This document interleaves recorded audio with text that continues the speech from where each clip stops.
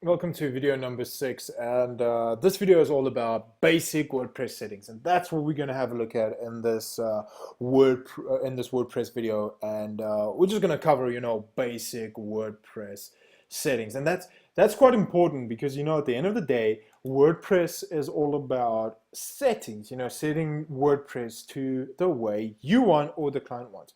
So we're going to go into more depth in that. And when I last left you, we had a look at the dashboard area. We had a look at, making the dashboard unique to the way you wanted. We had a look at updating our plugins. We had a look at the physical update of WordPress. And now we're going to start, going to a route where we can have a look at basic settings. We're going to have a look at basic settings, and we're going to go into more depth of settings and how to set your WordPress. So when we talk about basic settings, we always talk about when we go to settings and you go to general.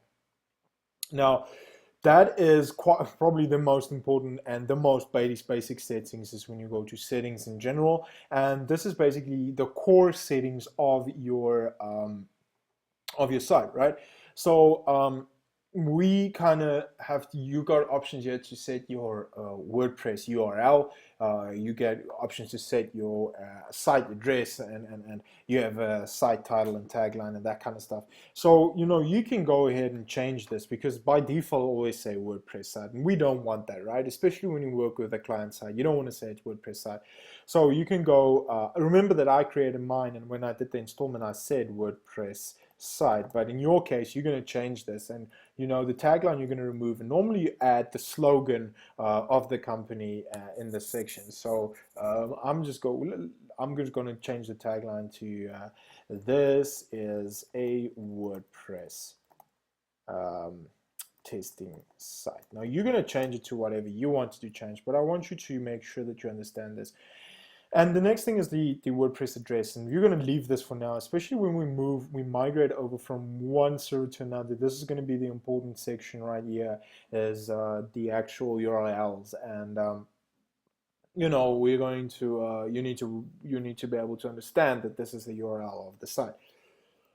So the email address is the one that you typed in the beginning, and that's the one that you're going to use, right? You're going to use the email address, and whatever needs to changes gets happen on the site will send to this email address. The other thing that I want you to look at is a membership. Now, this is the setting that actually sets whether a outside party can come in and register a account with you. Now, the reason why we want to activate this is because when we have comments on our blog, we want to be able for users to actually comment on your certain posts, right? You want to be able to get the users to post comments, and you want people to start having discussions about your posts. So I always go by default and go anyone can register. By default it says new user, default is a subscriber. That is, we want to leave that. You don't want to make that administrator, because then anybody can register, and then all of a sudden somebody can change your website and lock you out. So you want to keep that as a subscriber. The next thing is your time zone.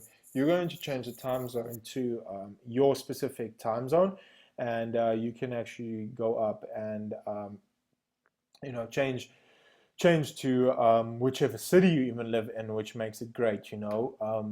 And then there's a lot of cities, and if you can go and choose yours, then that will be successful. So I'm going to go ahead and look for my city, and once I have my city, then I can go ahead and select that.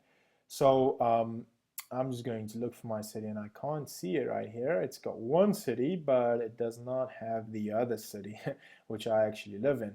So that's not actually an issue. As long as you choose a city that's within your time zone, that is fine. So I'm just gonna go ahead and choose Detroit. So and then once you've done that, you can hit save save changes. Make sure that always when you do a change, go and save the changes, because you don't want to end up doing a lot of changes and then it doesn't get saved for some other reason. So the last basic settings you have here is stuff like your date format and your time format and week the stats on. So I want you to, on your own, go through this and understand this section, because this is the basic settings of WordPress.